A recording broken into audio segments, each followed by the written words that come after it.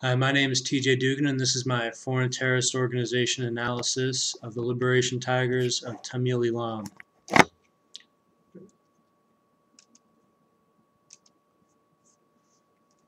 So this is their emblem here. The Liberation Tigers claim to represent the interests of the minority Tamil Hindu population of northern Sri Lanka, and they fight the government of Sri Lanka, which represents the majority Sinhalese population. Their stated goal is the secession of the north and east of Sri Lanka from Sri Lanka and the creation of their own country called Tamil Eelam. The movement was founded in 1976 by its infamous leader Prabhakaran. Its estimated strength is anywhere between 7,000 to 15,000, but no one knows exactly. The stated goal, as I said, is a realization of the state of Tamil Eelam. And its origins, it was created from the armed wing of the Tamil New Tigers, a youth student activist movement which was part of a larger umbrella organization, the Tamil United Front, a political party which conducted a series of civil disobedience campaigns in the 1970s to press the restoration of the rights of Tamils, which were persecuted against or decreased following independence from Britain in 1948. Methodology. The Tamil Tigers conduct kidnappings, bombings, assassinations, and voter intimidation, just campaigns of intimidation. They have greatly increased their capacity in recent years, and at the height of their power, they had an army, a navy, and even an air force. They were conducting crude bombings of Sri Lankan military bases in 2006. There's a picture of the sea tigers right there. At times, they have been more powerful than the Sri Lankan Navy itself. Assassinations are what the LTTE is most infamous for. Some famous examples, notable examples include the Indian president, the former Prime Minister of India, Rajiv Gandhi, who was assassinated in 1991.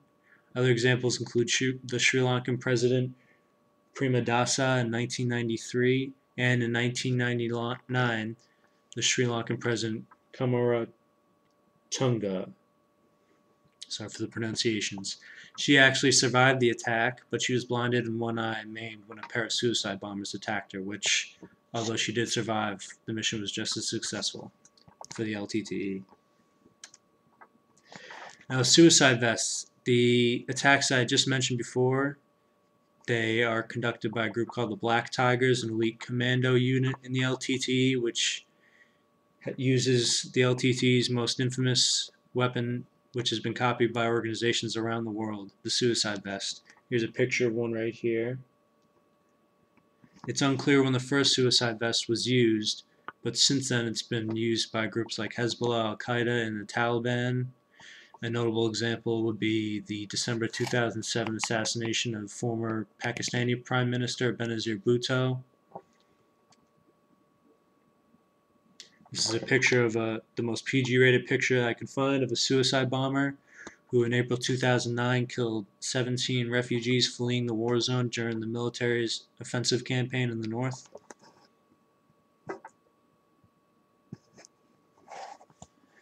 And a note here, one thing I came across in my research that really shows how used to this extreme violence that people of Sri Lanka have become. After suicide bombings, the police will find the head of the suicide bomber because when the vest explodes, the head apparently just pops off and goes flying. The police will find the head, take its picture, and post it on flyers throughout town looking to identify the bomber.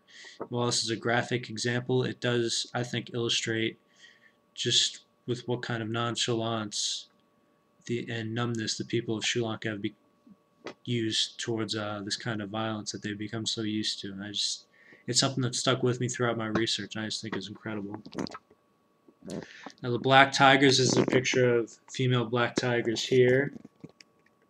They're carefully recruited, meticulously trained, and intensely indoctrinated So by the time they have a mission, they're completely willing to die. There have been recorded 241 black tiger deaths since their inception. Now I'll do a breakdown of LTTE attacks. This is provided by the National Consortium for the Study of Terrorism and Responses to Terrorism. It's a U.S. Department of Homeland Security organization that's funded through the University of Maryland. 3 different types. I'll talk about the weapon type, attack type, and target type used by the LTTE. Now, weapon type. So you can see explosives account for 43% and firearms 51% of attacks. But obviously these explosives and guns are used in conjunction with each other in many attacks. See from a pie chart here. It's a breakdown from the same group's website. Next, attack type. Bombings consist of 38% of all attacks, armed assaults 43%, and assassinations 9%. I have that right there. And finally, the target types. The military represents the most commonly targeted group by the Tamil Tigers. They represent 38% of all attacks. The police represent 15%, and private citizenry represent 20%. And these are attacks exclusively targeting one group of these people. As you can see here, police and military on this side, and private citizens still very high on the other side. Now, the government response to this kind of terror. The current Sri Lankan President Rajapaksa has subscribed to the view that that terrorism is least effective against authoritarian regimes than it is against liberal democracies. So in his administration, he has really cracked down on the Tamil Tigers. He eventually destroyed them militarily, and he increased the authoritarian nature of his country. In a liberal democracy, you have freedom of the press, civil liberties, and a transparent government, all of which terrorists can use against the government. They can provoke a government into an overreaction and then portray themselves as a victim. But in an authoritarian government, there's such restriction of the press and of civil liberties that people don't know what's going on. And so terrorists really can't use propaganda campaigns to garner support for their cause.